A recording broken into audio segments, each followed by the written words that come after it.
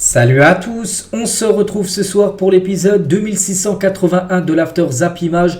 Et c'est bien confirmé concernant Gavi, donc c'est officiel, hein, il souffre une déchirure totale du ligament croisé du genou droit. Il a passé des tests aujourd'hui, une IRM et un scanner. Donc voilà sa blessure, donc c'est la pire blessure en gros. Pour un footballeur, c'est la même blessure qu'a eu Neymar il y a quelques semaines.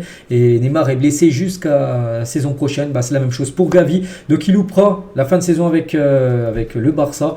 Il ne jouera pas à l'Euro avec l'Espagne l'été prochain. Donc il subira une opération très prochainement. La saison est terminée pour le joueur barcelonais. Donc on lui envoie bien sûr beaucoup de force pour ce jeune joueur. Gavi, puis comme j'ai dit, c'est le meilleur joueur comme du FC Barcelone cette saison. Donc c'est un énorme coup dur pour le club du FC Barcelone.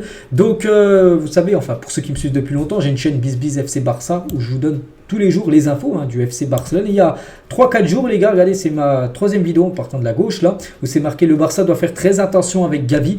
Et je parlais des infos du Barça et j'avais dit il y a quelques jours que le visage de Gavi c'était au lendemain du match entre l'Espagne et Chypre, parce qu'il y a eu deux matchs pour l'Espagne, celui d'hier, puis avant c'était contre la Chypre, où l'Espagne s'était imposé 3-1, donc il avait joué tout le match entier, et il avait enchaîné 7 matchs d'affilée, où il a disputé les 90 minutes d'affilée, Gavi. Donc ses gestes faciaux, son visage, on pouvait voir ça semblait qu'il était très fatigué, donc c'est pour ça qu'il devait souffler ce match hier, et du coup Luis de la Fuente l'a fait jouer, donc c'est ce qui s'est passé.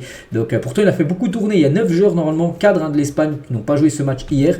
Gavi lui, il a voulu le faire jouer, parce qu'il a dit tout simplement, la veille du match d'hier, donc il a dit les bons joueurs ne se reposent jamais, ce sont de bons joueurs et spéciaux pour cette raison, ils sont sûrement les seuls à pouvoir suivre ce rythme. Gavi est physiquement doué, les autres footballeurs ne peuvent pas suivre ce rythme, mais Gavi le peut. Il avait dit ça la veille du match hier où Gavi s'est blessé. Et on sait ce qui s'est passé. Rupture ligament croisé pour Gavi. Il aurait dû souffler. Comme j'ai dit les gars, ça faisait 7 matchs d'affilée où il jouait les matchs entiers. Il y a un moment, tu peux plus quand tu joues tous les 3 jours. En plus avec les déplacements en avion, tout ça, la pression, tout ça cumulé. À un moment, ton corps lâche. Et il a lâché hier pour le joueur Gavi. On lui souhaite, comme j'ai dit, les gars, un très bon rétablissement. Et son grand ami Pedri, son copain du côté du Barça, lui, qui revient tout juste de blessure. Lui, il est aussi pas mal des blessures ces derniers temps. Donc il a dit, nous sommes avec toi, mon frère. Beaucoup de force. Je sais que tu reviendras plus fort que jamais. Et une amitié comme ces deux-là. Voilà le beau message de Pedri envers Gavi. Les blessures encore, parce qu'il n'y a pas que Gavi, les gars. Là où on a eu très peur, on pensait que c'était la même blessure que Gavi, c'est Johan Le Penant qui s'est blessé lors du dernier match de l'équipe de France. Pareil, il s'est touché le genou, on avait peur pour les ligaments croisés. Et du coup, c'est un peu moins grave que prévu, ça reste quand même une grave blessure. Pas de rupture des ligaments croisés, ça c'est déjà une bonne nouvelle, mais une très grosse entorse, donc il sera absent pendant quelques semaines là, donc voilà, c'est mieux quelques semaines que quelques mois bien sûr pour le Penant. Onana lui qui s'est blessé lors du dernier match, donc il est forfait avec le Cameroun contre la Libye à cause d'une blessure au pubis. Il devra toutefois être apte pour le match de Première Ligue contre Everton dimanche prochain. Voilà, pour le match du Cameroun là, qui est prévu je crois demain, ça ne sera pas possible pour Onana. Et ça a regardé tous les joueurs blessés, parce qu'on parle beaucoup de blessures, parce qu'il y en a beaucoup. Et la trêve internationale de novembre a fait de nombreux dégâts, donc Kamavinga, Zaïre-Emery, Le Penant, Gavi, Oyarzabal, Ter Stegen, Rashford, Bastoni, Mike Kenny, Erling Haaland, Audrey Onana, Vini Junior, et c'est pas fini parce qu'il reste encore des matchs ce soir et demain.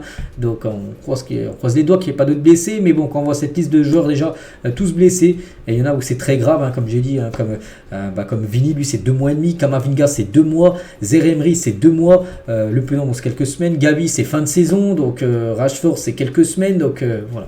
C'est terrible bien sûr. C'est la cadence des matchs, trop de matchs font que les corps ne lâchent trop maintenant. Du côté du Real, quelques infos mercato. Le Real Madrid pense à Timo Werner pour renforcer son attaque cet hiver avec la blessure de Vini Junior là, pour les 2 prochains mois et demi. Donc c'est pour ça qu'ils pensent, ils ont Timo Werner en piste, on peut dire en option, le Real Madrid pour l'hiver prochain. Du côté du PSG, Zaïre-Emery n'est pas là pour les 2 prochains mois quasiment, donc Luis Enrique pourrait être amené à replacer Marquinhos au milieu de terrain après la blessure de Warren Zaïre-Emery, vu que Zaïre-Emery n'est pas là, donc il pourrait faire monter Marquinhos qui joue en DC en milieu de terrain. Il avait déjà joué ce rôle-là à l'époque sous Thomas Tuchel, Marquinhos en numéro 6. Donc Danilo Pereira pourrait lui composer la charnière avec Milan Skriniar en défense centrale. Après, ça peut être Fabien Ruiz aussi en milieu de terrain qui pourrait remplacer Zaïre-Emery. Du côté du Barça, avec la blessure de Gavi, on revient sur lui. Donc le Barça pourrait décider de rapatrier Pablo Torre après la blessure de Gavi. Surtout que Pablo Torre, c'est un jeune joueur du Barça prêté à Girona.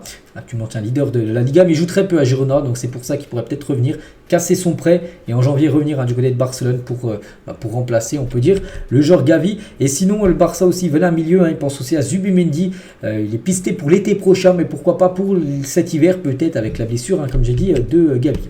Manchester United veut recruter Jean-Claire Todibo pour 45 millions d'euros, ils veulent un défenseur, un nouveau DC, et ils pensent au défenseur de Nice, genre de l'équipe de France, Todibo bien sûr, qui fait un gros début de saison, il pourrait partir à Manchester. La même chose pour Griezmann, Manchester veut Grisou, donc Manchester est au courant de la faible clause d'Antoine Griezmann de seulement 25 millions d'euros pour l'été, elle activa dès le 1er juillet, donc 25 millions d'euros pour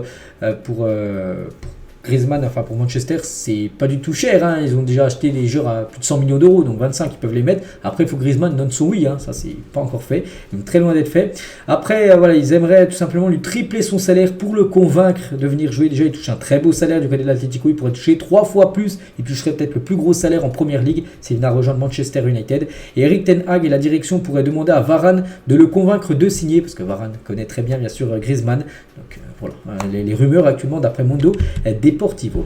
On va parler cette fois-ci de Mbappé, répartition des 300 buts de Kylian Mbappé, donc 229 du pied droit, dont 34 sur penalty, son pied fort, le pied droit bien sûr, 59 du pied gauche quand même, 11 de la tête pour Mbappé, 1 d'une autre partie du corps, du genou, je sais pas, des fesses, peu importe, mais une autre partie du corps, 278 dans la surface, 22 hors de la surface, 0 sur coup franc, c'est le coup franc. Pour parler pour Mbappé, il est nul, voilà, 0 but, mais quand même plus de 300 buts en carrière pour Kylian, et 300 buts à l'âge de 24 ans et 333 jours, donc personne n'avait fait mieux. Neymar les gars, 24 ans et 333 jours, il est à 277 buts, Messi lui il est à 274 buts, ou un certain Cristiano Ronaldo, lui il est à 158 buts, la moitié des buts inscrits par Mbappé, 300 buts à 24 ans et 333 jours, voilà, pour montrer quand même les stats exceptionnels de Kylian. Avec son jeune âge.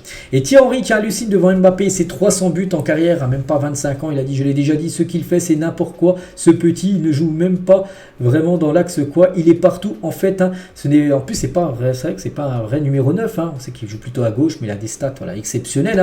C'est pas 9 pur on peut dire. Ce n'est pas le vrai buteur instinctif.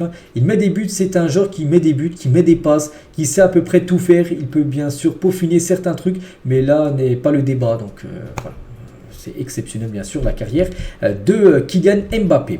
Et toujours avec Henry, cette fois-ci il prend un pic Thierry Henry par Der Zakarian qui n'a pas aimé les critiques de Thierry Henry sur le faible nombre de buts marqués en Ligue 1, parce qu'il y a quelques jours Henry il avait dit qu'il y avait très peu de buts, il y avait seulement 12 buts inscrits la semaine dernière en Ligue 1, puis il avait critiqué ça, que les attaquants n'étaient pas bons, tout ça, et du coup Der Zakarian a répondu, il a dit je ne suis pas d'accord avec Henry, il a entraîné où, il a fait quoi à Monaco, il a fait 3 mois et il a dégagé, parce qu'en gros le résultat n'était pas là, le mec travaille pour la FFF et critique le football français, c'est une connerie, c'est facile de dénigrer le championnat quand on est entraîneur de l'équipe de France Espoir, il a gagné 2 fois 4-0, mais contre qui il n'a battu personne, qu'il gagne 5-0 devant l'Espagne ou l'Italie, et je dirais bravo. Voilà la réponse de Der Zakarian par rapport à Thierry Henry.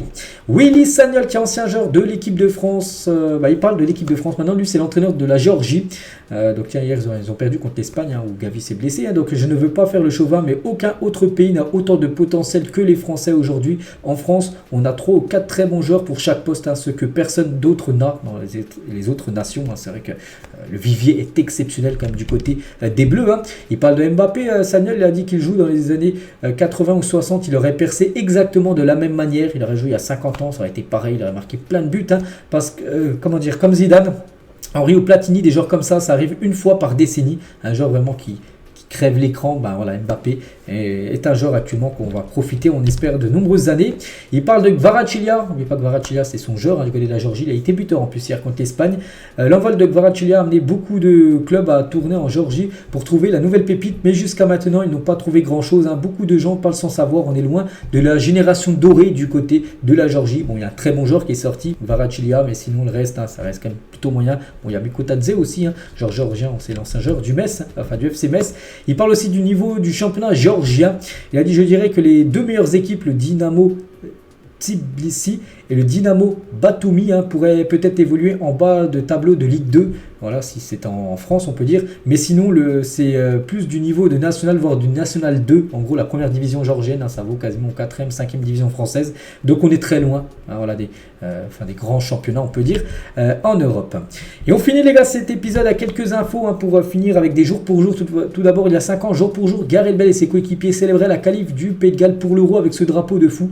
Pays de Galles, Golf, Madrid, le sens dans cet ordre, hein, par rapport à Gareth Bale. Donc tout d'abord, c'est le Pays de Galles, ensuite le Golf et après Real Madrid. Donc c'est-à-dire le Golf devant le Real. C'était il y a 5 ans, jour pour jour, ce drapeau qu'il avait mis à Gareth Bale. Il y a 10 ans, cette fois-ci, jour pour jour, un certain CR7 envoyait le Portugal à la Coupe du Monde 2014 grâce à un triplé en barrage face à l'équipe suédoise de Zlatan Ibrahimovic. Hein, c'était il y a 10 ans, jour pour jour. Et on finit avec ça. J'espère que ça vous a plu. On se retrouve demain pour le prochain After Zap Image. À demain.